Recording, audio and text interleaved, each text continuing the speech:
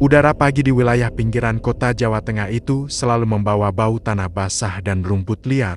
Di sanalah nama Joko, seorang pemilik bisnis tanah kafling, dikenal hampir semua orang. Usahanya bukan sembarang usaha. Ia mengelola hektaran tanah yang terbentang dari sisi utara sampai selatan desa. Banyak orang menyebutnya bos kafling tanah utama, karena hampir setiap kafling baru yang muncul biasanya terhubung dengan dirinya. Ia tidak hanya kaya, tetapi juga dihormati karena dinilai jujur dan tidak pernah menipu pembeli. Namun beberapa tahun terakhir, tubuh bos Joko mulai menunjukkan kelemahan.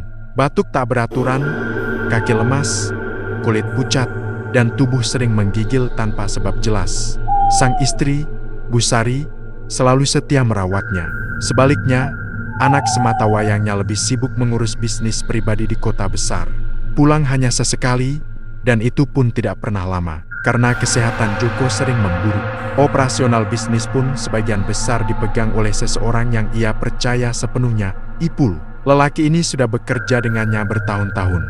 Awalnya sebagai pekerja lapangan, lalu naik menjadi pengurus kafling, hingga akhirnya menjadi tangan kanan yang memegang banyak keputusan.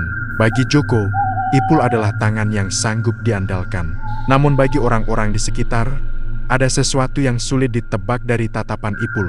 Usianya masih relatif muda, ambisinya besar, dan mulutnya selalu manis saat berbicara. Ia tahu bagaimana mengambil hati bosnya, tahu bagaimana membuat diri terlihat paling setia. Tapi jauh di dalam hatinya, ada sesuatu yang tidak pernah diketahui siapapun, keinginan untuk menjadi penguasa kafling tanah itu sendiri. Pada suatu sore, saat Joko kembali terbaring lemah, Ipul duduk di beranda memandang hamparan tanah kafling yang dikelolanya. Bayangan tiang-tiang patok kafling tampak berbaris rapi di kejauhan.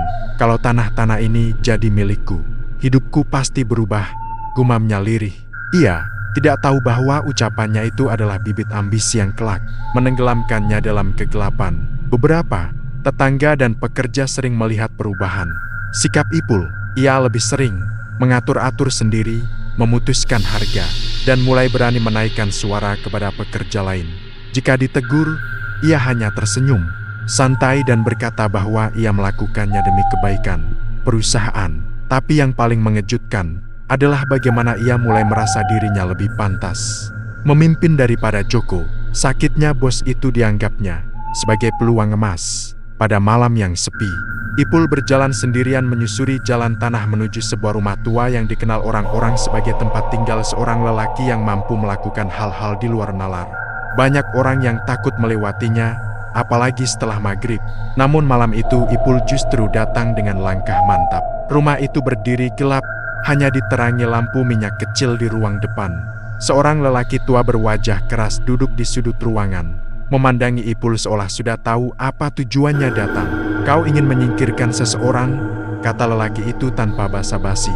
Ipul tercekat, tapi tidak membantah. Saya butuh bantuan. Dia menghalangi masa depan saya. Kau tahu konsekuensinya? Ipul mengangguk. Apapun.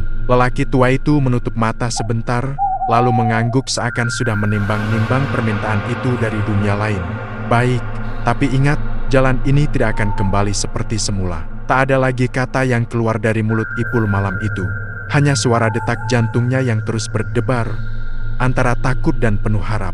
Sejak perjumpaan itu, kondisi Joko makin memburuk. Ia tidak mampu berjalan jauh, tubuhnya sering terasa seperti ditusuk jarum, dan rasa sakit datang mendadak di waktu-waktu tertentu. Dokter sudah memeriksa, tetapi hasilnya selalu sama, tidak ditemukan penyebab pasti. Bu Sari makin khawatir.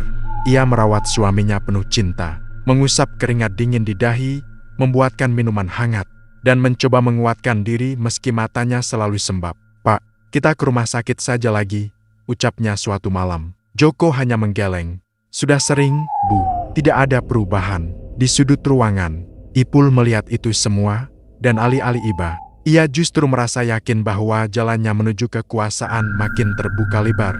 Pada suatu malam tepat pukul 12, udara di kamar Joko terasa lebih dingin dari biasanya. Bu Sari yang semula tertidur setengah terjaga mendengar suara benda jatuh keras dari arah kasur. Pak Joko.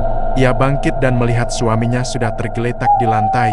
Tubuhnya kejang-kejang, kakinya seperti tidak bisa digerakkan. Mata Joko memandang liar, seperti menahan rasa sakit luar biasa. Istri panik dan tanpa banyak pikir langsung berteriak memanggil Ipul. "Pul, tolong, cepat bantu saya." Ipul yang sedang beristirahat di ruang depan pura-pura terkejut, lalu bergegas menghampiri. Namun di dalam hatinya, ada kepuasan kecil yang mengalir seperti air hangat. Mereka membawa Joko ke rumah sakit dengan mobil. Joko terengah-engah, nafasnya tersengal, tubuhnya terus mengejang. Bu Sari tidak berhenti menangis sambil memegang tangan suaminya yang mulai dingin. Sesampainya di rumah sakit, dokter mencoba melakukan penanganan darurat. Namun hanya 10 menit setelah masuk ruang perawatan, monitor jantung berbunyi nyaring panjang. Joko menghembuskan napas terakhirnya, tubuhnya kaku, wajahnya pucat, dan ada bekas ketakutan yang tidak bisa dijelaskan. Bu Sari jatuh terduduk sambil menangis histeris. Di belakangnya, Ipul berdiri dengan wajah muram pura-pura sedih. Namun di balik air mata palsu itu, ada senyum kecil yang tidak bisa ia tahan. Senyum kemenangan. Senyum seseorang yang merasa seluruh tanah Kafling itu kini sudah berada dalam genggamannya. Hari pemakaman Joko berlangsung sederhana namun penuh duka.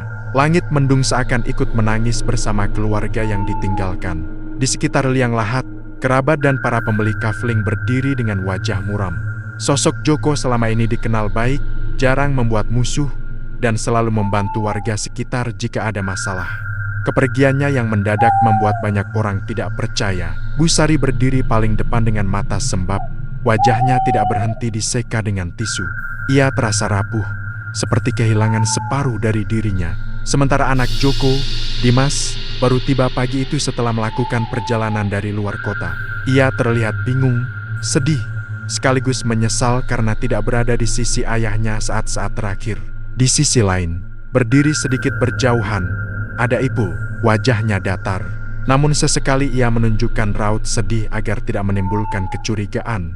Padahal dalam hati, ada perasaan lega yang ia simpan rapat-rapat. Tidak ada lagi bayang-bayang Joko mengawasi langkahnya. Tidak ada lagi yang menghambat ambisinya untuk menguasai keseluruhan bisnis Kafling. Tapi Ipul terlalu percaya diri. Ia pikir segalanya akan berjalan mulus setelah kematian bosnya, padahal justru dari sinilah masalah baru mulai muncul.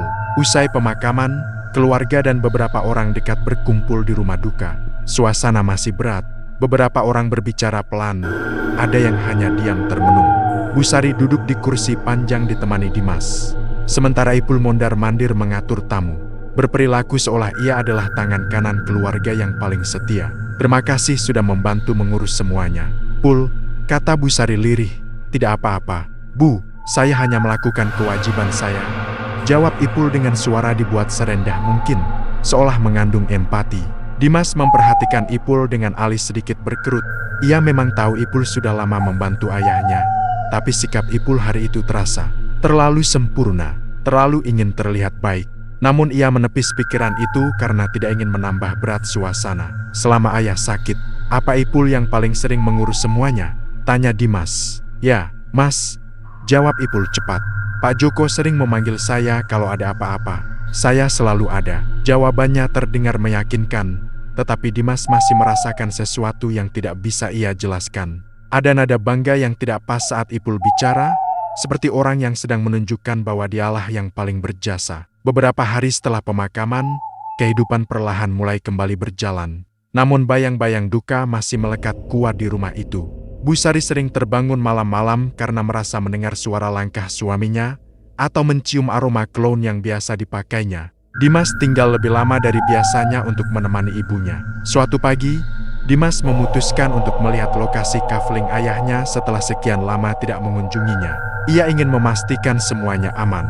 Saat tiba di kantor kecil yang biasa digunakan untuk mengelola pembeli, ia menemukan Ipul sedang berbicara dengan dua pria yang belum pernah ia lihat sebelumnya. Mereka terlihat membicarakan sesuatu yang serius. Namun begitu menyadari kedatangan Dimas, Ipul langsung menghentikan pembicaraan itu dan mempersilakan kedua pria tersebut pergi. "Mas Dimas." "Wah, saya tidak menyangka Mas mau datang," kata Ipul sok ramah. "Ya, saya ingin lihat kondisi lapangan. Ada beberapa pembeli yang bertanya soal kelanjutan pembangunan," jawab Dimas sambil mengamati sekitar. Namun ada sesuatu yang aneh. Di dinding terdapat beberapa berkas baru, daftar Kafling yang harganya sudah direvisi, dan sejumlah pembeli baru yang namanya tidak pernah ia lihat dalam laporan lama ayahnya. Kamu yang buat daftar harga baru ini? Tanya Dimas, menahan nada curiga. Ipul tampak sedikit gugup, tapi cepat menyembunyikannya.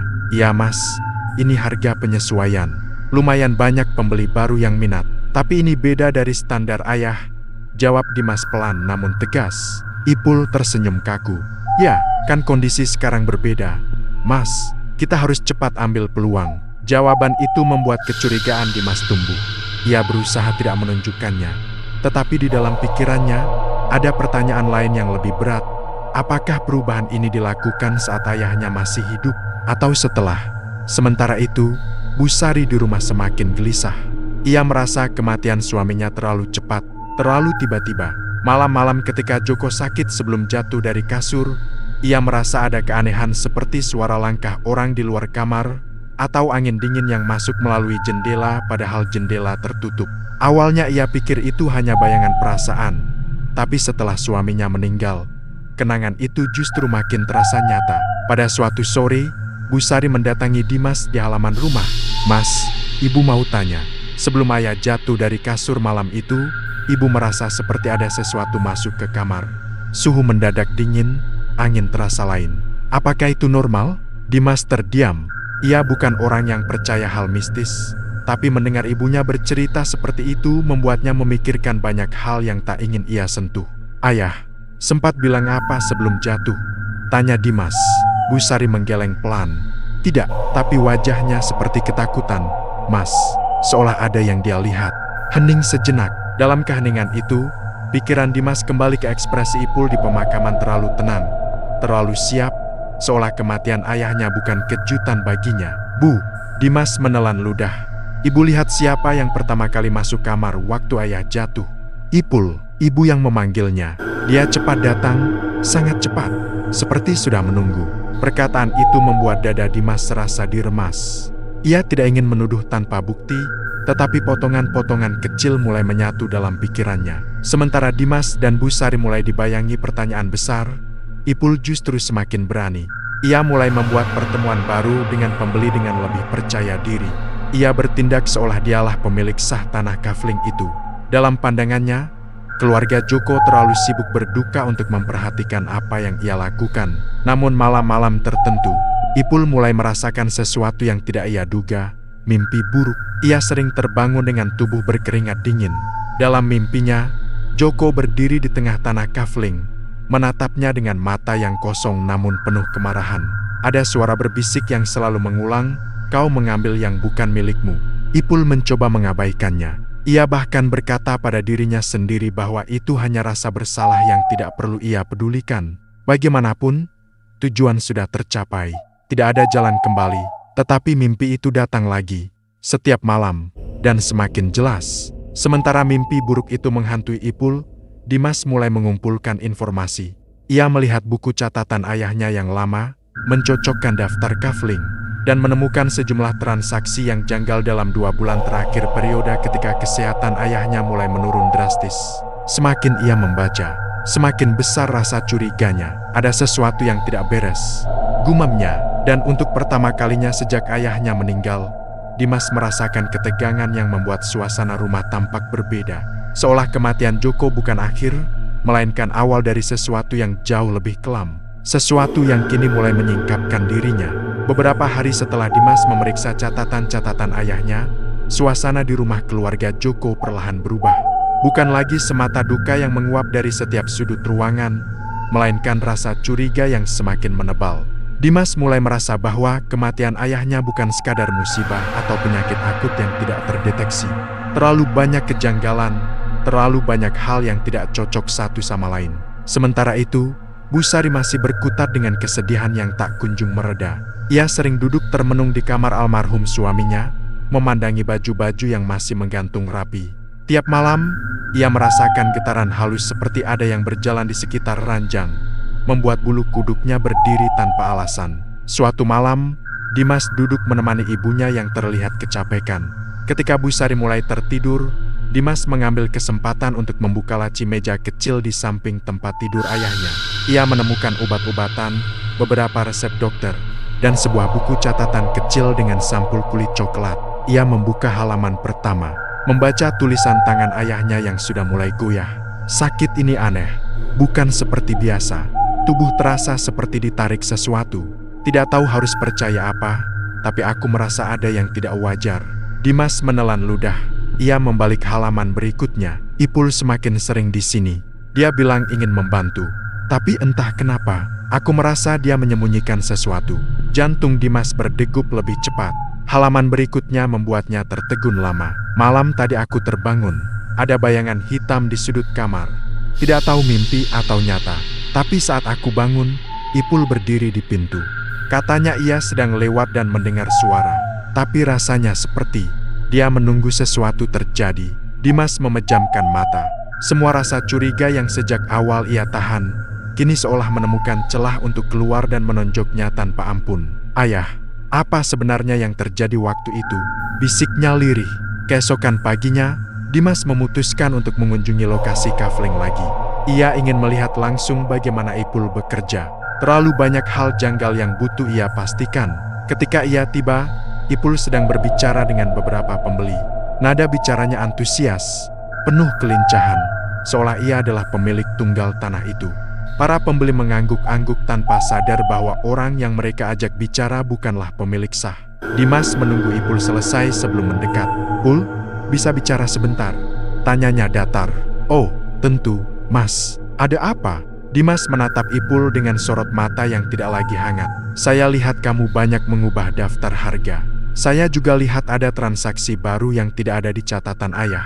Kamu bisa jelasin?"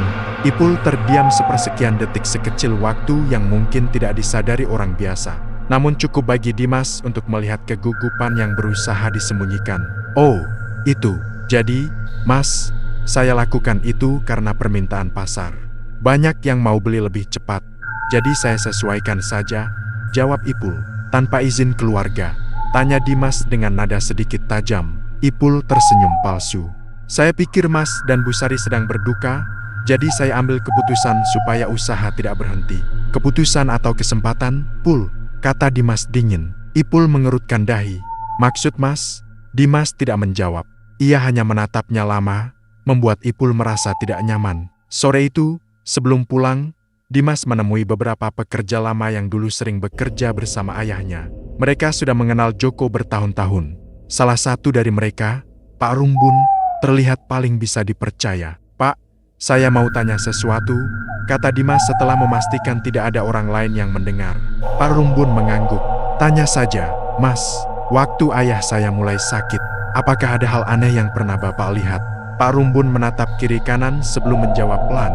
"Ada, Mas. Tapi saya tidak berani ngomong. Sekarang sudah saatnya," ucap Dimas serius. Pak Rumbun menarik napas dalam. Waktu Pak Joko sakit makin parah, Ipul sering pergi malam-malam. Kadang tidak pulang sampai pagi. Dia bilang ada urusan pembeli, tapi itu tidak masuk akal.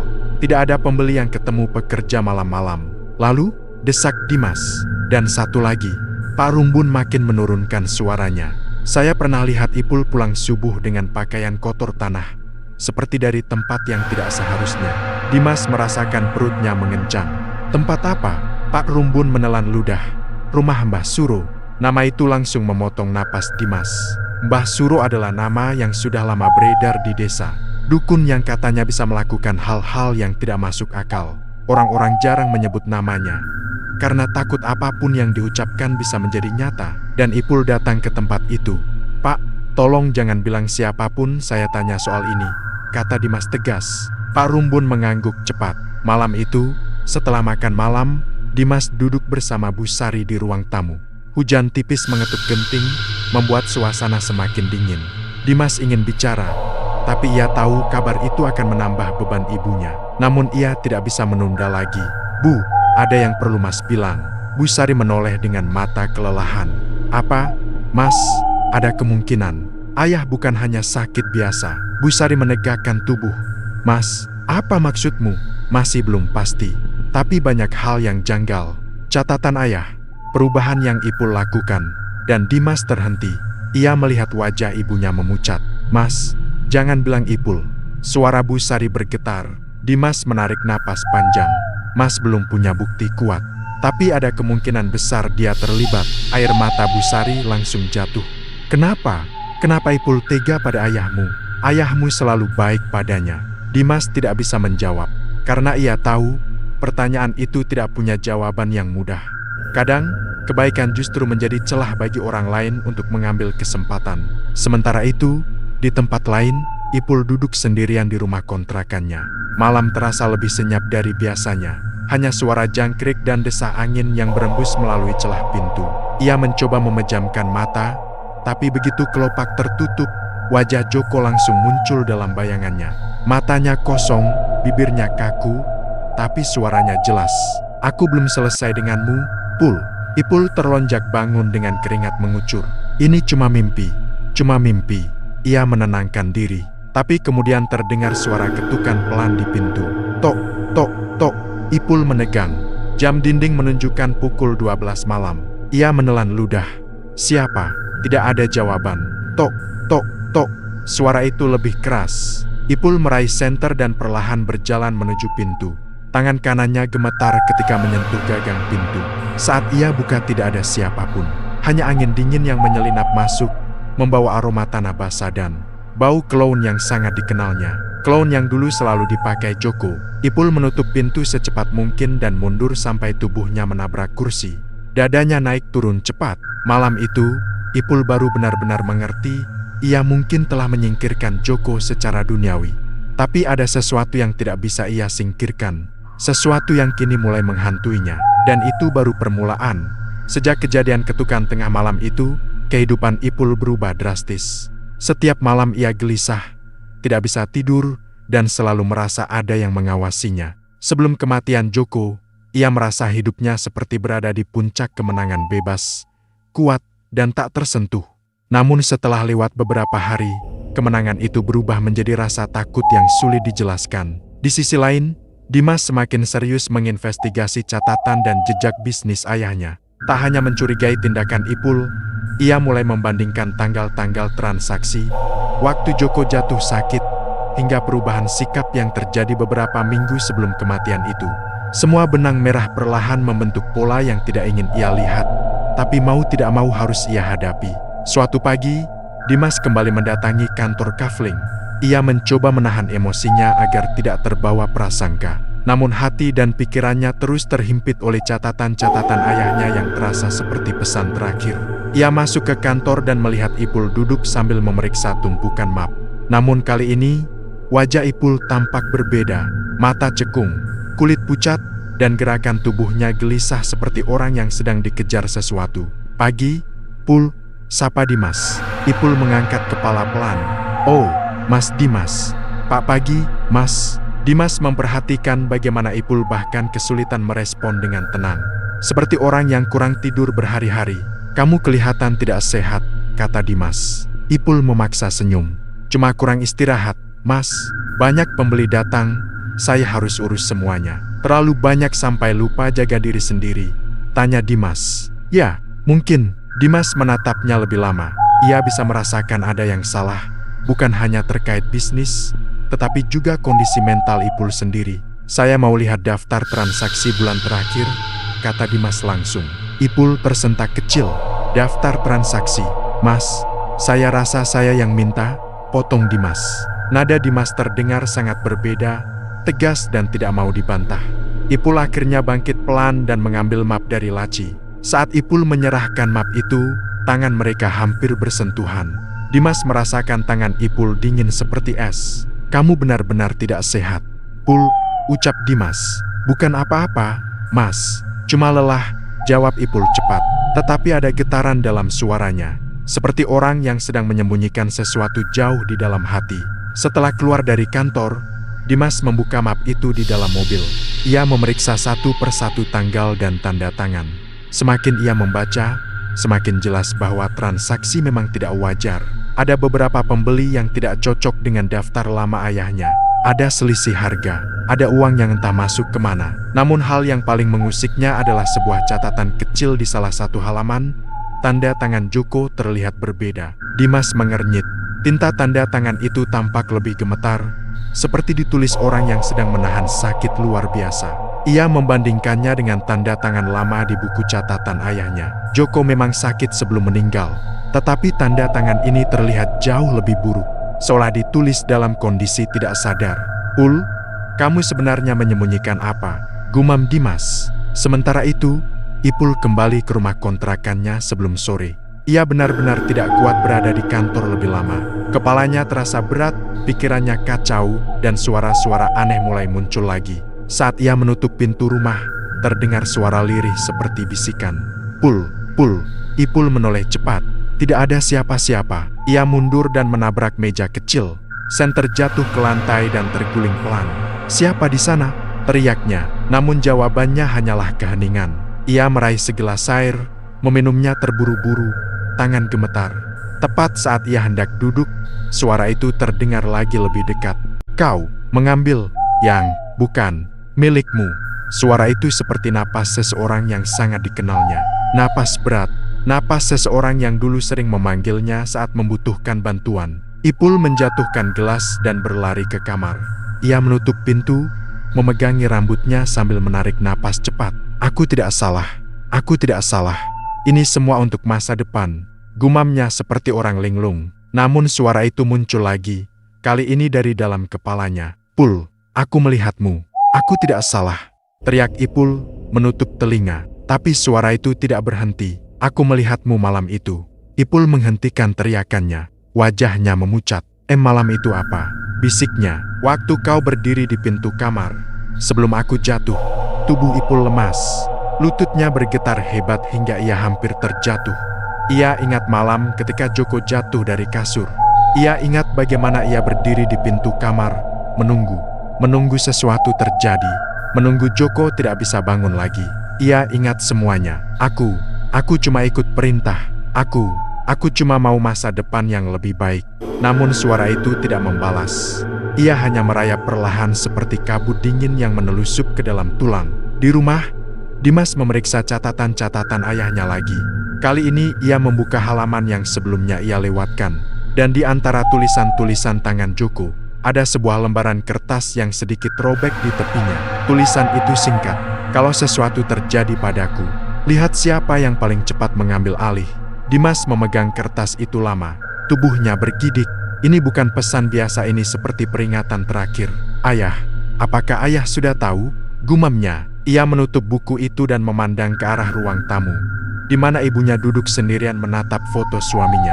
Dimas tahu, jika ia ceritakan semua sekarang, ibunya pasti hancur. Jadi ia menyimpannya dulu. Namun ia sudah memutuskan satu hal, ia akan mencari tahu kebenaran sampai ke akar-akarnya. Malam itu, Ipul memutuskan keluar rumah karena tidak tahan lagi berada di dalam. Ia berjalan cepat menuju warung kopi kecil di ujung desa, berharap keramaian bisa meredakan kegelisahannya. Namun saat ia tiba, warung itu sepi. Hanya ada satu lampu menyala redup. Ipul duduk. Pemilik warung, seorang bapak tua, menatapnya dengan alis terangkat. "Pul, kamu kok pucat sekali?" "Tidak apa-apa, Pak, cuma capek." Namun sebelum ia selesai bicara, lampu warung tiba-tiba berkedip. 1 kali, 2 kali, 3 kali. Ipul langsung tersentak. Jantungnya berpacu lebih cepat. Bapak warung heran. "Loh, ini kenapa lampunya?" Tiba-tiba lampu padam total. Gelap menyelimuti. Ipul berdiri panik. Nafasnya tersengal. Dan dari tengah gelap suara itu kembali muncul. "Pul." Suara berat, dalam, penuh amarah. "Tolong hentikan," ucap Ipul gemetar. "Aku tidak akan berhenti sampai kau mengaku." "Aku tidak salah. Aku cuma mengkhianatiku." Ipul menutup wajahnya dengan kedua tangan. Tubuhnya jatuh berlutut. "Maaf, maaf, maaf." Tiba-tiba lampu menyala kembali. Bapak warung menatap Ipul bingung. "Pul, kamu kenapa?" Ipul terdiam. Napasnya kacau. Matanya liar memandang sekeliling, tapi ia tidak melihat siapapun. Namun ia merasakan tatapan itu. Tatapan seseorang yang tak lagi hidup di dunia. Sementara Ipul diganggu rasa bersalah dan bayangan gaib yang tak terlihat, Dimas justru menemukan kekuatan baru. Ia semakin yakin bahwa ayahnya tidak meninggal wajar. Dan jika ada orang yang paling diuntungkan dari kematian itu, jawabannya hanya satu, Ipul. Dan malam itu, ketika Dimas menatap hamparan kafling milik ayahnya dari kejauhan, ia bertekad, ia akan membuka semua kebenaran. Tidak peduli seberapa gelap, seberapa dalam, atau seberapa menakutkan rahasia itu.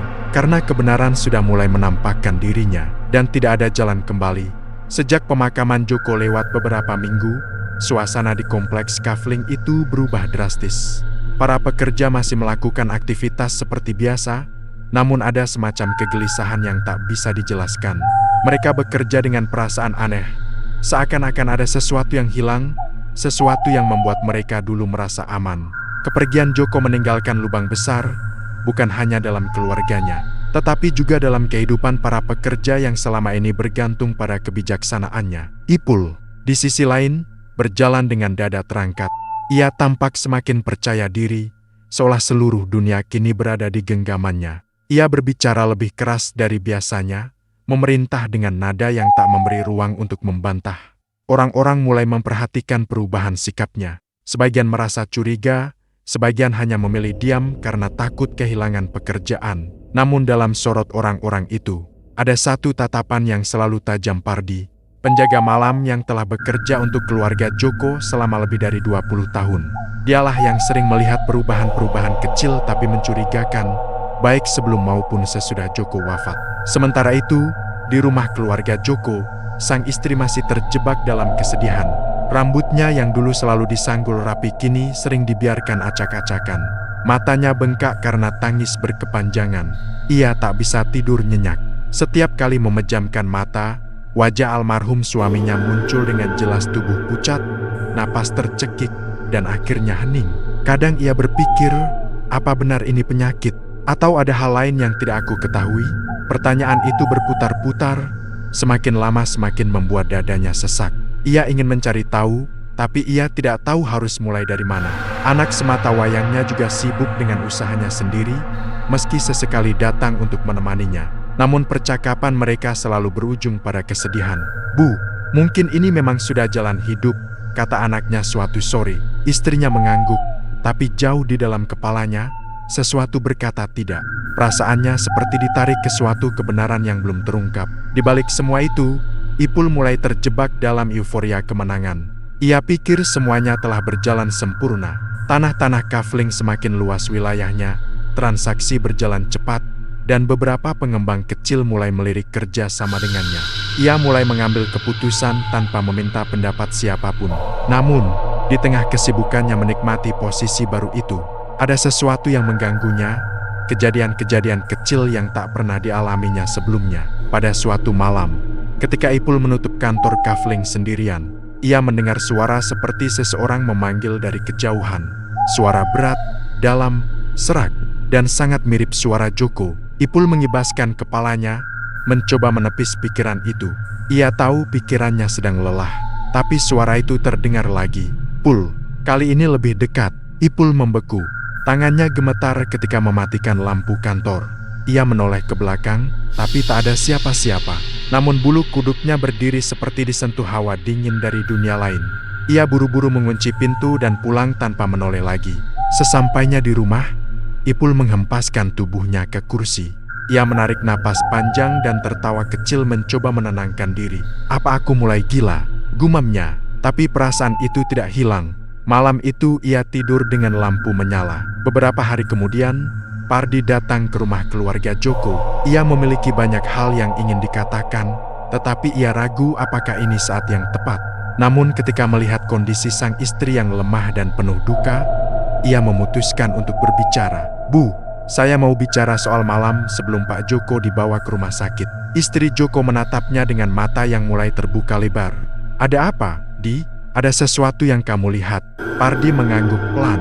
"Saya tidak tahu apakah ini penting atau tidak, tapi saya merasa ada yang janggal. Malam itu, sekitar jam 10 lewat sedikit, saya melihat Pak Ipul keluar dari arah kamar Bapak.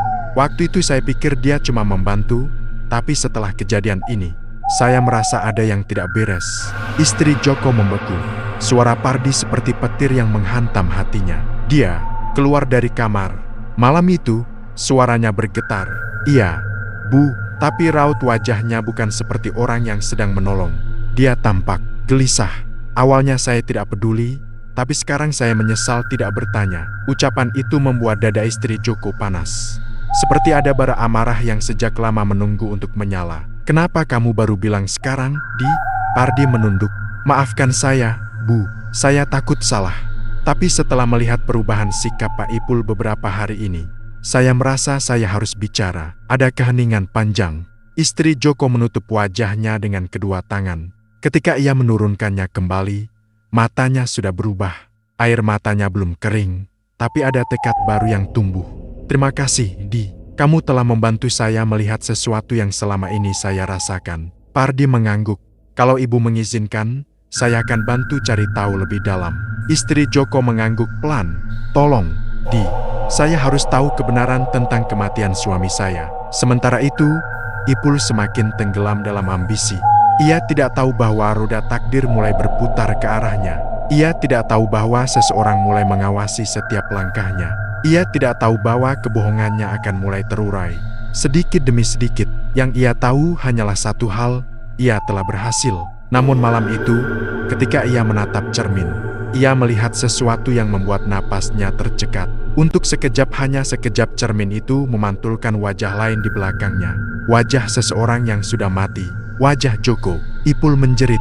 Cermin jatuh dan pecah. Dan di tengah pecahan kaca itu, ia melihat senyum. Pagi itu udara terasa berbeda. Kabut tipis menggantung di antara pepohonan sekitar kompleks Kafling, memberi kesan bahwa alam sedang menyimpan sesuatu. Para pekerja berjalan dengan langkah pelan, seakan beban tak terlihat turut mengiringi. Tidak ada canda tawa seperti biasanya. Mereka bekerja dalam keheningan yang menekan. Di rumah keluarga Joko, sang istri duduk di ruang tamu dengan tatapan kosong. Semalaman ia tidak bisa tidur setelah mendengar cerita Pardi. Kata-kata itu masih terngiang-ngiang di telinganya, membuat perasaan curiga yang selama ini ia tahan akhirnya meledak. Dia keluar dari kamar malam itu, gumamnya, seolah mencoba meyakinkan dirinya sendiri bahwa itu bukan sekadar mimpi buruk. Anaknya masuk ke ruang tamu membawa secangkir teh panas. "Bu, minum dulu. Ibu belum makan dari pagi." Namun sang ibu hanya memalingkan wajah. "Kamu tahu, Nak, ada sesuatu yang aneh. Semakin aku pikirkan, semakin hatiku terasa gelisah." Anaknya menghela napas. "Ibu terlalu larut dalam duka. Ayah pergi karena sakit, Bu." Istrinya menoleh perlahan, menatap mata anaknya dengan dalam. "Kamu tidak melihat apa yang aku lihat, tidak merasakan apa yang aku rasakan. Ayahmu tidak pernah sakit separah itu. Semuanya terjadi terlalu cepat." Anak Joko terdiam. Ia ingin menyangkal, tapi ada sedikit keraguan yang muncul. Namun ia mencoba menahan diri. "Ibu, kita harus cari tahu dengan kepala dingin." Istrinya mengangguk. "Ya, dan itulah kenapa kita harus bicara dengan Pardi lagi. Aku takut apa yang terjadi malam itu bukan kebetulan." Sementara itu Ipul mulai merasakan tekanan dalam hidupnya, meski ia masih mencoba berpura-pura kuat. Kejadian melihat bayangan Joko di cermin beberapa malam sebelumnya masih menghantui pikirannya. Sejak itu ia tidak pernah lagi berani mematikan lampu ketika tidur. Namun pagi itu ia mencoba untuk tampil normal. Ia memasuki kantor Kafling dengan langkah cepat dan nada suara keras seperti biasa. "Pardi, mana laporan pembagian Kafling minggu ini?" Pardi, yang sudah semakin curiga sejak percakapannya dengan istri Joko, hanya mengangguk dan menyerahkan berkas tanpa banyak bicara. Tapi sorot matanya berbeda, lebih tajam, lebih memperhatikan. Ipul merasa tidak nyaman. "Kenapa lihat-lihat begitu? Ada yang aneh?" Pardi menunduk. "Tidak, Pak." Tetapi jawaban itu justru membuat Ipul semakin gelisah. Ia tahu Pardi bukan tipe yang mudah gugup.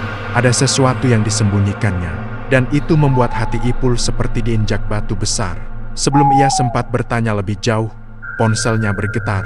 Nomor tidak dikenal. Ipul mengangkatnya. "Halo, bagaimana kabar tanah Kaflingnya, Pul?" Suara itu berat, parau, dan sangat mirip suara Joko. Wajah Ipul memucat. Ia langsung mematikan telepon dengan tangan gemetar. Pardi yang melihatnya hanya mengangkat alis, namun tidak berkata apa-apa. Tapi dalam hati ia semakin yakin bahwa ada sesuatu yang tidak beres dengan pria di depannya itu. Ipul menelan ludah. "Sinyal jelek," katanya cepat, mencoba berdalih. Namun tidak ada yang percaya. Di rumah keluarga Joko, Pardi datang untuk memberikan penjelasan lebih detail. Ia duduk di ruang tamu dengan sikap tegang, sementara istri Joko duduk di hadapannya dengan tatapan penuh tanya. "Bu, selama ini saya pikir Pak Ipul hanya ambisius. Tapi sekarang saya tidak yakin lagi. Apa maksudmu? Tanya istri Joko pelan namun tegas. Pardi menarik napas dalam-dalam. Beberapa hari sebelum Pak Joko sakit parah, saya melihat Ipul sering pergi malam-malam. Kadang ia menghilang berjam-jam tanpa bilang apa-apa.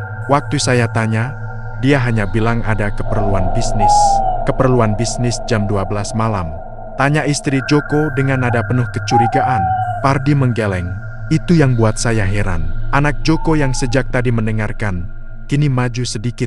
Pardi, apa menurutmu ada orang lain yang dia temui? Pardi ragu-ragu. Saya tidak punya bukti, Pak. Tapi, waktu itu saya sempat lihat dari jauh dia mampir ke rumah seorang dukun tua di pinggir desa. Hening. Kata dukun membuat ruangan seolah membeku.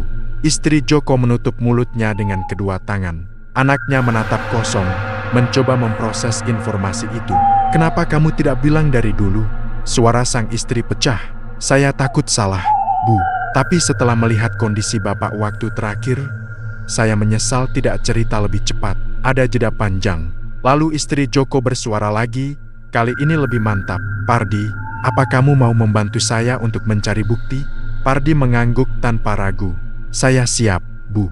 Pak Joko sudah seperti keluarga saya. Anak Joko ikut mengangguk. Aku juga akan ikut. Kita harus tahu kebenarannya. Dan dengan itu, sebuah langkah baru dimulai, langkah yang akan membawa mereka lebih dekat pada kebenaran gelap yang selama ini tersembunyi. Di sisi lain, Ipul semakin dililit ketakutan. Malam itu, ia duduk di ruang tamunya sendirian. Lampu rumah menyala terang benderang. Namun rasa takut itu tidak kunjung hilang. Ia meraih ponsel, membuka kontak seorang dukun yang dulu membantunya. Tangan Ipul bergetar ketika ia menekan tombol panggil. Halo? Suara dukun itu terdengar berat dan malas. Pak, saya perlu bantuan. Cepat, bantuan apa lagi? Bukankah urusanmu sudah selesai? Ipul menggigit bibir. Tidak, ada sesuatu. Saya merasa seperti diikuti. Saya seperti didatangi. Dukun itu tertawa kecil. Kau terlalu banyak berpikir. Begitu urusan selesai, biasanya hanya bayangan rasa bersalah. Tidak, ini bukan bayangan, kata Ipul dengan suara penuh ketakutan. Ini, lain. Telepon di seberang sana hening sebentar, lalu dukun itu berkata pelan. Kalau begitu, mungkin arwahnya gelisah. Ipul membeku. Apa maksudnya? Orang yang mati tidak wajar kadang tidak menerima nasibnya. Kau mungkin harus menenangkan arwahnya. Ipul meremas rambutnya. Bagaimana caranya? Terserah kamu. Jawab dukun itu dingin. Tapi ingat, setiap perbuatan ada bayarnya. Telepon dimatikan sepihak, dan malam itu, ketika Ipul berdiri untuk mengambil air minum, ia melihat sesuatu di sudut ruangan. Seseorang berdiri di sana, tubuh kurus, wajah pucat, mata tajam menatapnya tanpa berkedip. Wajah yang pernah ia lihat jatuh tak bernyawa di rumah sakit. Wajah Joko. Ipul terjatuh sambil menjerit, sementara sosok itu hanya berdiri, menatapnya. Malam itu menjadi titik paling gelap dalam hidup Ipul. Ia duduk gemetar di lantai ruang tamunya, wajahnya pucat seperti kehilangan darah. Nafasnya tersengal-sengal, dan matanya terus menatap sudut ruangan tempat ia melihat sosok itu berdiri meskipun kini sudut itu sudah kosong. Tidak, itu hanya bayangan. Hanya bayangan, gumamnya berulang-ulang, mencoba meyakinkan dirinya meski ia sendiri tidak percaya dengan ucapannya. Lampu-lampu rumah tetap menyala terang, namun kehangatan yang biasanya dirasakan justru hilang. Ruangan terasa dingin, dingin yang menusuk sampai tulang. Ipul memeluk lututnya sambil meremas rambutnya sendiri. Kenapa kau muncul lagi? Bukankah semuanya sudah selesai? Serunya, suaranya nyaris retak. Tak ada jawaban. Yang terdengar hanya detak jam dinding. Perlahan, monoton, namun setiap detiknya terdengar seperti palu yang memukul dadanya. Sementara itu, di rumah keluarga Joko, istri dan anaknya mulai menyiapkan langkah berikutnya. Mereka duduk bertiga, ibu, anak, dan Pardi di ruang tamu yang selama ini menjadi tempat pertemuan keluarga. Aku sudah tidak bisa duduk diam lagi, kata sang istri dengan suara tegas namun lembut. Kalau benar ada hal yang disembunyikan Ipul, kita harus membongkarnya. Pardi mengangguk pelan. Saya bisa mulai dari memantau gerak-gerik Ipul, Bu. Belakangan dia terlihat sangat gelisah. Bukan seperti orang yang sedang naik jabatan. Gelisah? Tanya anak Joko. Iya, Pak. Beberapa kali saya lihat dia seperti ketakutan. Bahkan pagi tadi ia tampak pucat saat menerima telepon. Anak Joko mengerutkan dahi. Telepon dari siapa? Saya tidak tahu. Tapi setelah itu dia langsung menutup pembicaraan dengan cepat. Istri Joko menarik napas panjang. Semakin lama semakin jelas. Ada banyak kejanggalan. Kita perlu tahu siapa yang ia temui malam-malam sebelum bapak sakit. Pardi meletakkan topinya di meja. Saya bisa menyelidiki rumah dukun itu, Bu. Saya tahu tempatnya. Istri Joko memejamkan mata sejenak, lalu mengangguk. Baik, tapi hati-hati. Jangan sampai Ipul tahu. Aman, Bu. Saya akan lakukan pelan-pelan. Sementara mereka menyusun rencana, Ipul masih terjebak dalam ketakutan. Setelah hampir 1 jam duduk terpaku, ia akhirnya memaksa dirinya berdiri. Kakinya gemetar ketika melangkah menuju dapur untuk minum. Tapi bahkan suara air dari keran pun terdengar menakutkan baginya. Ini tidak bisa terus begini. Aku harus ke tempat dukun itu lagi, gumamnya. Ia meraih kunci motor dengan tangan yang masih gemetar. Sebelum ia keluar rumah, ia menengok lagi ke ruang tamu. Kosong. Namun entah kenapa, ia merasa sedang diawasi. Ia menutup pintu dengan cepat dan pergi. Pardi, yang sejak sore sengaja mengamati rumah Ipul dari kejauhan, melihat motor itu melaju tergesa-gesa ke arah jalan kampung. Ini saatnya, gumam Pardi. Ia mengambil motornya dan mengikuti dari jarak yang aman, memastikan agar Ipul tidak sadar dirinya diikuti. Malam itu cukup gelap, hanya diterangi lampu jalan yang jarang. Namun Pardi hafal benar jalan menuju rumah dukun yang pernah ia lihat. Ia memperlambat motornya ketika Ipul mulai memasuki jalan sempit yang menuju ke area rumah-rumah tua di pinggir desa. Motor Ipul berhenti di depan sebuah rumah reyot yang berdiri di tengah kebun bambu yang rimbun. Lampunya redup dan berkedip-kedip, seperti mengisyaratkan sesuatu yang tidak baik. Pardi memarkir motornya agak jauh dan mendekat perlahan dengan langkah hati-hati. Dari semak-semak, ia bisa mendengar percakapan samar. Di dalam rumah itu, Ipul duduk di hadapan sang dukun dengan wajah penuh ketakutan. Aku tidak bisa tidur, aku selalu melihat dia. Di cermin, di ruangan, bahkan dalam mimpi. Apa yang kau berikan waktu itu? Apa yang terjadi? Dukun itu menghela napas panjang. Aku sudah bilang, perbuatan seperti itu ada balasannya. Kau pikir mengambil nyawa seseorang hanya seperti menggerakkan jari? Ipul menunduk ketakutan. Tapi aku tidak mau dihantui seperti ini. Apa yang kau mau sekarang? Membersihkan jejak? Tidak semudah itu. Dukun itu bangkit perlahan dan mengambil sesuatu dari lemari kayu tua bungkusan kain hitam berisi benda-benda aneh. Kau harus menenangkan arwahnya. Tapi caranya tidak mudah. Dan kau harus siap dengan konsekuensinya. Terserah, asal dia berhenti mengikuti aku. Dukun itu menatap Ipul lama, lalu berkata pelan, kalau begitu, kau harus datang ke tempat kematiannya. Ipul memucat, rumah sakit. Bukan, jawab sang dukun. Di mana dia menghembuskan napas terakhir. Dan kau harus menyebutkan sesuatu. Permintaan maaf. Wajah Ipul berkedut marah sekaligus takut. Aku tidak mau. Aku tidak salah. Dukun itu mengibaskan tangan. Kalau begitu jangan datang padaku lagi. Terima nasibmu. Pardi yang mendengar percakapan itu dari luar tertegun. Setiap kata yang ia dengar seperti menampar wajahnya. Ia mundur perlahan. Napasnya tercekat. Jadi benar, Ipul terlibat. Pardi langsung kembali ke motornya dan melaju cepat. Hendak pulang untuk memberi kabar kepada istri dan anak Joko. Namun sebelum ia keluar dari jalan sempit itu, ia merasa seperti ada yang mengikutinya dari belakang. Ia membalikkan kepala, tidak ada siapa-siapa. Namun suara desisan angin di antara rumpun bambu membuat tubuhnya merinding. Sementara itu, Ipul keluar dari rumah dukun itu dengan wajah kalut. Ia naik motor sambil memaki-maki dalam hati. Kenapa semua ini terjadi? Kenapa dia tidak pergi saja? Namun semakin ia memaki, semakin hatinya terasa ditekan oleh ketakutan yang tak bisa ia jelaskan. Dalam perjalanan pulang, ia merasakan sesuatu ganjil. Udara malam tiba-tiba menjadi lebih dingin. Lampu jalan yang ia lewati seperti padam satu persatu. Ia berkendara lebih cepat. Namun saat melewati sebuah tikungan, ia melihat sosok itu lagi berdiri di tengah jalan, menatapnya. Joko. Ipul menginjak rem sampai ban motornya berdecit keras. Motor itu oleng dan hampir terjatuh.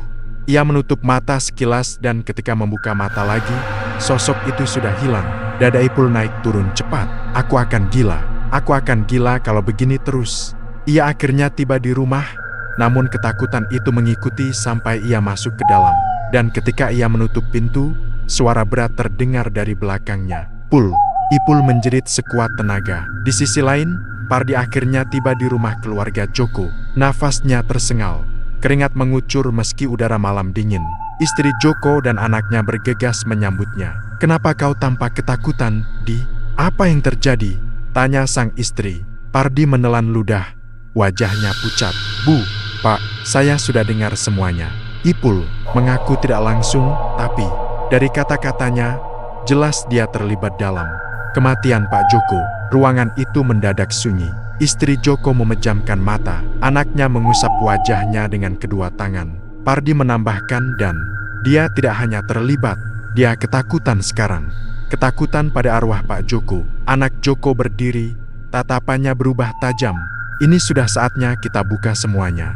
Kita harus selesaikan apa yang dia mulai." Istri Joko menggenggam tangannya dengan kuat. "Aku akan mencari keadilan untuk ayahmu, apapun caranya." Dan malam itu menjadi permulaan dari rangkaian panjang pengungkapan kebenaran-kebenaran yang selama ini tertutup oleh ketakutan, kebohongan, dan ambisi manusia. Pagi itu, selepas kejadian mengerikan semalam, Pardi, istri Joko, dan anaknya kembali duduk bersama. Suasana rumah yang biasanya hangat kini dipenuhi ketegangan. Ada secangkir kopi yang dibiarkan dingin di meja, tak seorang pun berani menyentuhnya. Mereka bertiga tenggelam dalam pikiran masing-masing, berusaha menyusun langkah yang tepat setelah mengetahui kebenaran yang sempat tersembunyi. Anak Joko membuka pembicaraan terlebih dahulu. "Kita tidak boleh bertindak gegabah. Kita punya dugaan, tapi belum punya bukti yang benar-benar bisa menjatuhkan Ipul." Istrinya menatap anaknya. "Lalu apa rencanamu, Nak?" "Kita harus tahu lebih banyak tentang hubungan Ipul dengan dukun itu," jawabnya. "Kalau memang ada praktik gelap yang menyebabkan ayah seperti itu, pasti ada jejaknya." Pardi mengangguk. "Saya juga berpikir begitu. Tempat dukun itu penuh benda-benda aneh. Saya yakin itu bukan orang biasa. Ada sesuatu di sana." Istri Joko menarik napas panjang. "Kalau begitu, kita harus ke sana." Pardi terkejut.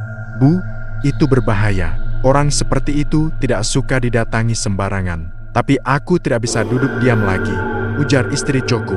"Aku harus tahu apa yang terjadi pada suamiku." Anaknya menghela napas. "Baik, Bu, tapi kita lakukan dengan hati-hati. Kita pastikan tidak bertindak sembarangan." Keputusan itu bulat. Mereka bertiga sepakat untuk mendatangi rumah sang dukun malam ini, saat keadaan tenang dan tidak banyak orang yang berkeliaran. Sementara itu, Ipul menghabiskan hari itu dengan kondisi kacau. Ia tidak masuk ke kantor Kafling. Pekerja yang biasanya menerima perintah darinya hanya mendengar kabar bahwa Ipul sedang tidak enak badan. Padahal kenyataannya jauh lebih parah. Di dalam rumahnya, tirai semua jendela ditutup rapat. Ipul duduk memeluk lutut di ruang tamu, setengah gelap, hanya diterangi lampu kecil di pojok ruangan. Wajahnya kusut, keringat dingin membasahi keningnya. "Kenapa semuanya jadi begini? Kenapa?" ia berbisik, suaranya bergetar. Sesekali ia menatap pintu, seolah menunggu sesuatu menerobos masuk. Kadang ia menoleh ke arah jendela yang tertutup, takut bayangan itu muncul. Bahkan suara kecil seperti ranting jatuh di luar membuatnya melompat ketakutan. Ia tidak bisa makan, tidak bisa tidur, tidak bisa berpikir. Bayangan Joko terus menghantuinya. Dalam keheningan yang menegangkan itu, terdengar suara kecil dari dekat meja. "Tok, tok." Ipul menelan ludah. "Itu apa?" "Tok, tok." Ia perlahan mendekat. Tangannya gemetar saat meraih gagang meja. Ketika ia hendak melihat lebih dekat kakak, pintu kamar mandinya terbuka sendiri. Ipul langsung jatuh terduduk, menahan teriakan. Dadanya sesak. Ia merangkak mundur, menjauh dari pintu itu. Wajah Joko muncul sekilas di benaknya. Senyum tipis, dingin, mengerikan. "Aku tidak tahan lagi." Ipul berteriak sambil menutup telinganya. Namun suara itu tetap terngiang. "Pul." Sementara malam mulai turun, Pardi, istri Joko, dan anaknya bersiap-siap menuju rumah sang dukun. Mereka membawa senter kecil dan jaket tebal karena angin malam desa itu cukup menusuk. "Mama yakin?" tanya anaknya sekali lagi sebelum mereka berangkat. Istrinya mengangguk mantap.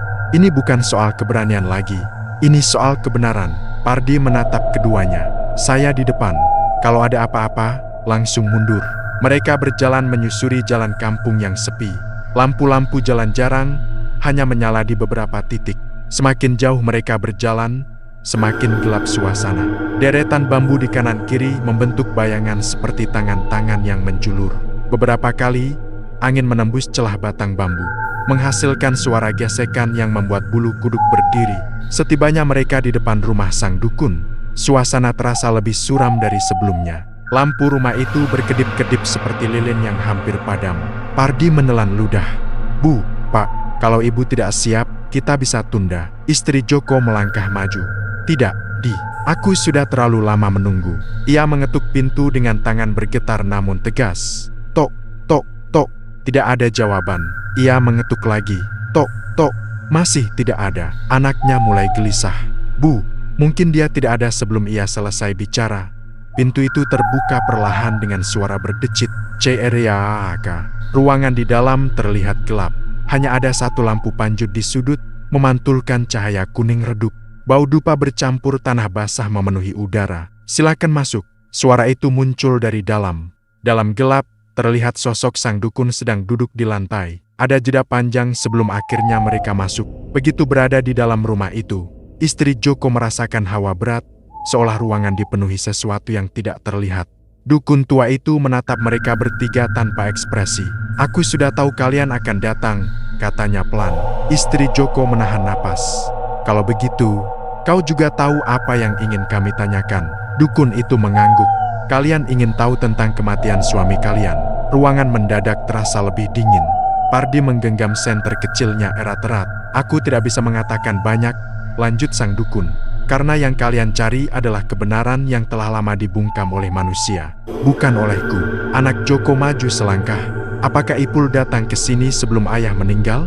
Dukun itu menatapnya lama, sangat lama, sampai akhirnya ia mengangguk. "Ya." Istri Joko merasa lututnya hampir goyah.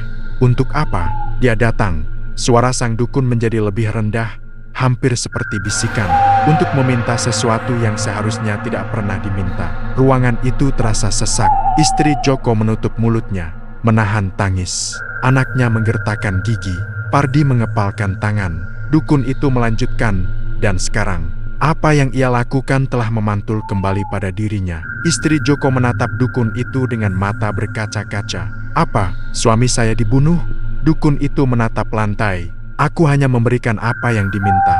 Tapi urusan hidup dan mati kadang kembali kepada niat yang membawanya." Istri Joko tersungkur menangis. Anaknya memeluk ibunya, namun matanya memandang tajam ke arah dukun itu. "Kalau begitu, kau harus bantu kami membuktikannya." Dukun itu menggeleng perlahan. "Aku tidak bisa ikut campur lebih jauh.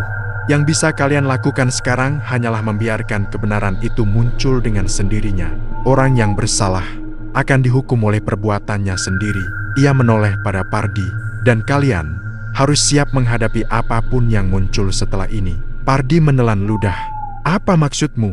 Dukun itu menutup matanya sebentar, lalu membuka kembali. Arwah Joko masih gelisah. Selama itu belum selesai, akan ada banyak hal terjadi. Pulang dari rumah dukun itu, ketiganya merasa suasana malam semakin berat. Angin seperti membawa bisikan-bisikan yang tidak mereka mengerti. Langit gelap tanpa bintang. Saat melewati jalan bambu, istri Joko berhenti mendadak. "Bu, kenapa?" tanya anaknya. Ia menatap lurus ke depan. "Aku merasa seperti ada yang mengikuti kita," ucapnya dengan suara rendah. Pardi menoleh ke belakang. Tidak ada siapa-siapa. Namun, bulu kuduk mereka berdiri bersamaan. Mereka mempercepat langkah sampai akhirnya mencapai rumah. Di sisi lain, Ipul masih terjebak dalam ketakutan. Ia duduk di lantai, memeluk tubuhnya sendiri. Dan tiba-tiba, tok, tok, tok, pintu depan rumahnya diketuk. Ipul mendongak dengan mata melebar. "Siapa? Siapa itu?" "Tok, tok." Ia meraih pisau dapur dengan tangan gemetar. Ketukan itu semakin keras. "Tuk, tuk, tuk. Jangan, jangan dekat," teriak Ipul. Lalu, suara berat itu terdengar dari balik pintu. "Pul, buka." Pisau itu terlepas dari tangannya. Ia menutup telinganya sambil menangis. Suara itu semakin jelas. "Pul, aku tidak melakukan apa-apa," teriaknya histeris. Namun suara itu hanya semakin pelan, semakin dekat, semakin menusuk. "Pul," dan pintu itu bergetar pelan. Hujan turun deras sejak sore, menyisakan aroma tanah basah yang menguar di seluruh kawasan Kafling milik mendiang Joko. Malam itu terasa lebih gelap dari biasanya, seolah alam ikut menyimpan rahasia besar yang selama ini tersembunyi. Sejak kematian Joko, banyak hal berubah bukan hanya pada keluarga, tetapi juga pada lingkungan bisnisnya. Hubungan para pekerja yang dulu kompak kini renggang, dan semua orang seperti hidup dalam bayang-bayang ketakutan yang tidak mereka pahami. Sementara itu, Ipul mulai hidup dengan kepercayaan diri berlebihan. Dengan berpura-pura sebagai pihak yang paling peduli dan paling setia, ia perlahan berhasil mempengaruhi sebagian pekerja serta beberapa pembeli tanah kafling. Semua orang melihat Ipul sebagai penerus yang secara alami mengambil alih peran Joko saat sakit. Hanya keluarga Joko yang masih merasa ada sesuatu yang janggal, terutama istri Joko, yang masih terbayang tatapan suaminya di detik-detik terakhir sebelum meninggal. Namun perjalanan waktu membawa perubahan yang tak bisa dihindari. 2 minggu setelah kematian Joko, keanehan mulai terjadi. Setiap malam, istri Joko mendengar suara langkah kaki di halaman rumah, padahal tak ada siapapun. Terkadang terdengar pintu depan seperti diketuk pelan saat semua orang sudah tidur.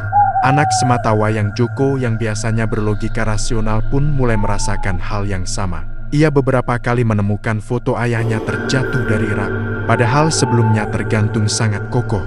Awalnya mereka mengira itu hanya efek kesedihan yang belum selesai, tetapi semuanya berubah ketika seseorang datang mengetuk pintu pada suatu malam. Seorang lelaki tua berpakaian serba abu-abu berdiri di depan rumah. Wajahnya penuh keriput namun sorot matanya tajam. Ia memperkenalkan diri sebagai Kiai Marwan, seorang ustaz sekaligus sesepuh desa yang dikenal sering membantu warga yang dirundung perkara yang tak terlihat. Ada yang tidak beres, ucapnya sambil menatap tajam ke arah rumah. Saya melihat bayangan gelap mengikuti keluarga ini sejak kematian Pak Joko. Istri Joko spontan tertegun. Bayangan gelap, apa maksudnya, Kiai? Kiai Marwan tidak langsung menjawab. Ia meminta izin masuk dan melihat sekeliling rumah. Setelah beberapa saat, ia mengangguk pelan, lalu berkata, arwah Pak Joko tidak tenang. Ada sesuatu yang membuatnya terikat pada dunia ini. Ada dosa besar yang belum terungkap, dan beliau ingin keluarganya mengetahuinya. Anak Joko terdiam lama mendengar itu. Dalam benaknya muncul satu nama, Ipul. Keesokan paginya, Kiai Marwan meminta keluarga Joko berkumpul di ruang tamu. Dengan suara lembut namun tegas, ia mengatakan bahwa untuk menemukan akar masalah, mereka harus membuka kembali perjalanan sakit Joko. Istri Joko pun menceritakan semua kejadian dengan detail, mulai dari sakit misterius yang datang tiba-tiba, hingga Ipul yang selalu tampak terlalu siap membantu. Ketika mendengar nama Ipul disebut berkali-kali, Kiai Marwan hanya mengangguk. Ia sudah mengira. Dalam diam, ia berkata, saya tahu seseorang yang mungkin bisa membantu mengungkap apa yang sebenarnya terjadi. Sementara itu, Ipul semakin sibuk mengatur balik usaha kafling. Ia mengumpulkan banyak orang, memamerkan betapa berjasa dirinya selama almarhum sakit. Tanpa rasa bersalah sedikit pun, ia menikmati rasa hormat palsu itu. Seakan dunia kini berpihak kepadanya. Namun hidup tidak pernah berjalan mulus bagi pelaku kejahatan. Sejak 3 hari terakhir, Ipul sering merasa ada yang mengawasinya. Saat berjalan di antara kafling, ia beberapa kali mendengar suara seseorang memanggil namanya dari kejauhan padahal tak ada siapapun. Pada malam hari, tidurnya tidak pernah nyenyak. Mimpi buruk menghantuinya tanpa henti. Ia melihat Joko tergeletak di lantai, menatapnya dengan mata melotot dan mulut mengucurkan darah. Ketika bangun, tubuhnya selalu lemas, keringat dingin membanjir, dan dadanya terasa seperti ditikam sesuatu. Suatu malam, ketika Ipul sedang duduk di ruang tamu sendirian, lampu rumahnya tiba-tiba berkedip. Angin dingin masuk lewat jendela meski jendela tertutup rapat. Terdengar suara langkah kaki mendekat dari arah dapur. Ipul. Suara itu lirih, namun jelas. Ipul bangkit panik, menoleh kanan kiri, namun tak ada siapapun. Ipul, kau pikir semua selesai dengan kematianku? Suara kedua itu jauh lebih dekat. Dan saat lampu mati seketika, Ipul merasakan sesuatu menyentuh pundaknya dingin seperti air es. Ia berteriak histeris sambil meraba-raba dinding mencari saklar. Ketika lampu akhirnya menyala, ia mendapati sesuatu yang membuatnya hampir pingsan. Di tembok ruang tamunya tertulis dengan tinta merah, dosamu akan terungkap. Keesokan harinya, Ipul datang ke kafling dengan wajah pucat. Banyak pekerja memandangnya dengan heran, tetapi ia mengabaikan semuanya. Namun semakin ia mencoba menenangkan diri, semakin banyak gangguan yang ia rasakan. Pohon-pohon bergoyang tanpa angin, suara seseorang memanggil namanya, dan setiap bayangan terasa seperti sosok Joko sedang mengawasinya. Pada siang hari itu, ketika pekerja sedang membangun pagar, seseorang datang menghampiri area kafling Kiai Marwan. Bersama anak dan istri Joko, Ipul langsung gelisah. Ada keperluan apa kesini? Kiai Marwan menatapnya lama, seolah bisa menembus ke dalam dirinya. Ada hal yang harus diungkap, Ipul. Kematian Pak Joko bukan kematian biasa. Ipul mencoba tertawa, tetapi suaranya bergetar. Apa maksud Kiai? Arwah beliau menunjukkan banyak tanda. Beliau ingin keadilan. Tubuh Ipul menegang. Pekerja lain mulai berkumpul. Penasaran mendengar percakapan itu, Kiai Marwan mengeluarkan sebuah botol kecil dari saku jubahnya berisi abu aneh berwarna kehitaman. Ini ditemukan di sekitar rumah Pak Joko, di bawah teras belakang. Seseorang menanamnya. Ini adalah sarana santet. Semua orang langsung gempar. Dan pada momen itu, wajah Ipul berubah pucat seperti kain kafan. Tangannya bergetar hebat. Anak Joko melangkah maju. Ipul, hanya orang yang punya akses ke rumah kami yang bisa melakukan itu. Siapa lagi kalau bukan kamu? Ipul tak sanggup bicara. Nafasnya tersengal. Kiai Marwan melanjutkan dengan suara yang lebih pelan, lebih menekan. Tuhan mungkin memberi kesempatan terakhir agar kamu mengakui semuanya sebelum penyesalanmu menjadi abadi. Tiba-tiba Ipul memekik. Tubuhnya membungkuk.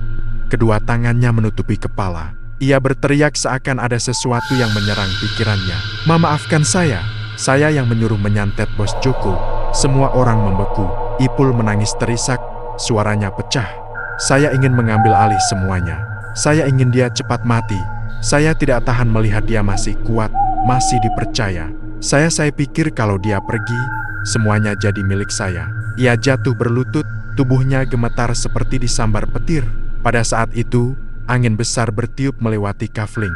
Beberapa pekerja merasakan bulu kuduk mereka berdiri, dan dari kejauhan, terdengar suara seperti seseorang menarik napas panjang lalu menghilang begitu saja. Kiai Marwan menutup mata, lalu berkata pelan, arwah Pak Joko kini sudah tenang. Setelah pengakuan itu, Ipul diserahkan kepada pihak berwajib. Meski ia tetap terlihat kacau, ia akhirnya menerima hukuman sesuai dengan perbuatannya. Sementara itu, keluarga Joko perlahan mulai pulih. Mereka memperbaiki hubungan, membereskan dokumen usaha, dan berkomitmen menjaga warisan Joko dengan cara yang lebih baik. Pada suatu malam, ketika istri Joko sedang merapikan foto keluarga di ruang tamu, sebuah angin lembut meniupkan tirai jendela. Ia menatap foto suaminya dan tersenyum tipis. Tenanglah, Pak, semuanya sudah selesai. Ia merasa seolah ada seseorang yang berdiri di sampingnya sebentar, kemudian menghilang secara perlahan. Tidak menakutkan, tidak mencekam, hanya kehangatan yang menenangkan. Dan malam itu, untuk pertama kalinya sejak kepergian Joko, rumah itu terasa damai kembali.